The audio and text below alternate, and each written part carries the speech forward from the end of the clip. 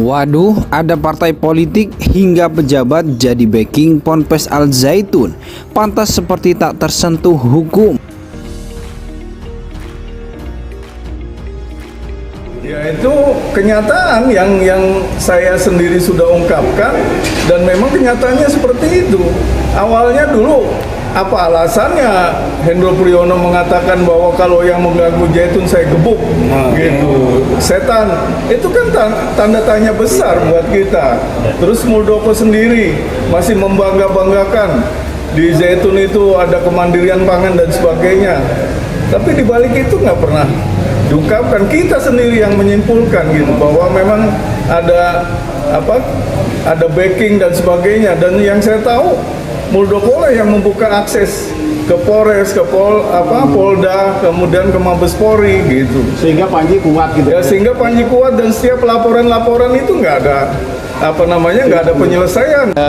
Muldoko ketika ke sana ini masih Pangdam 3 Siliwangi. Jadi masih masih Pangdam.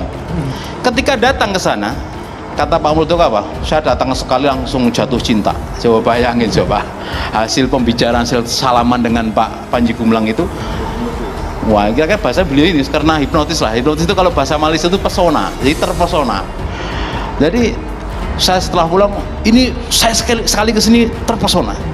Bapak Said Agil Al-Munawar kesana sekali juga. Padahal itu harusnya dia meneliti tentang ya ini wakil pemerintah ya, Menteri Agama beliau ini, Pak Said Agil Al-Munawar ini datang ke sana, pulang ya seperti menteri-menteri sebelumnya, terpesona tadi. Ini terbaik Suryawat Damali apalagi datang ke sana ya udah disambut dengan lagu kebangsaan, lagu nasionalisme. Saya malah nggak pernah dalam penelitian saya ini nggak menemukan ketika menyambut tamu itu dengan misalkan nih qasidah atau Maher Zain, kok nggak pernah ada gitu. Malah ini yang paling berbahaya adalah lagu Israel ini. Ada apa ini kan? Maka ini misterius. Apakah misterius atau tadi istilah saya itu? Apa karena sentuhan tangan-tangan yang misterius tadi, karena kedatangan bapak-bapak tadi, sampai Pak JK juga datang ke sana kok. Karena mungkin adik semua udah pernah dengar kalau namanya Al Zaitun itu kuat banget ya, kuat sekali. Masyarakat yang ada di lingkungan Al Zaitun itu banyak yang takut kalau berurusan dengan Al Zaitun ya, dia akan menggunakan segala cara untuk itu, sampai nyuri mangga atau nyuri buah aja sampai dilaporin untuk gimana caranya pelaku dari luar itu bisa dihukum. Dulu semua orang maklum sejak Wiranto bisa 100% dulu kan, dan orang-orang umum di elit itu sudah jangan mainin Zaitun loh, itu kan punya Pak Kumis katanya gitu kan. Itu orang tahu siapa Pak Kumis itu, tapi kan terus beliau sudah mendelegasikan kepada yang muda-muda. Nah sekarang itu yang sangat dekat sekali dan punya posisi yang sangat menentukan di pemerintahan ini, yaitu seorang kepala staf kepresidenan, Pak Muldoko, yang saya sendiri prihatin kok kemarin masih membangga-banggakan dan sebagainya. Ini Pak Muldoko ini bagaimana gitu kan.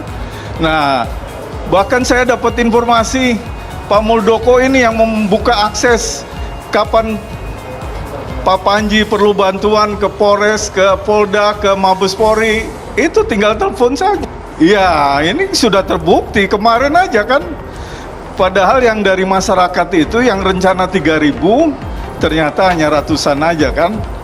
Itu istilah teman-teman itu masyarakat bilang biarin kita pemanasan dulu lah. Demo sekarang ini kan kita akan bikin berjilid-jilid nih demo gitu. Jadi kepengen tahu lah apa reaksi Zaitun. Ternyata 1.500 polisi siap siaga. Coba berapa miliar dia harus bayar itu polisi kan gitu. Dalam hal ini temuan yang kita dapat yaitu terkait masalah penguasaan aset penguasaan aset yang tidak sesuai dengan aturan yang berlaku. Banyak aset-aset yang dibeli oleh Al Zaitun belum terselesaikan, dan mungkin juga ada beberapa yang tidak mau diselesaikan. Pekerja-pekerja yang ada di Al Zaitun itu hanya dipaksa bekerja tanpa dibayar dengan alasan-alasan menurut ajaran agama. Saya sudah sering bilang bahwa yang namanya MYR Agung Sidayu, yang notabene adalah adik kandungnya Panji Gumilang, itu agen Interpol di BIN, Badan Intelijen Negara. Itu yang dapat mandat dari Pak Muldoko itu untuk mengakses ke Polres, ke Polda, ke Mabes Polri, gitu. Jadi begitulah permainan. Dengan kekuatan seperti itu, dia berani sekarang mau ngomong apapun, dia yakin nggak ditangkap. Dan saya terakhir melihat bahwa dia sudah komunikasi dengan Tel Aviv, gitu. Sudah komunikasi, dan dalam waktu dekat Pak Panji itu akan ke Tel Aviv. Seperti apa bahayanya MI KW 9 yang berada di Al Zaitun apabila ini tidak bisa ditindaklanjuti oleh kita semua.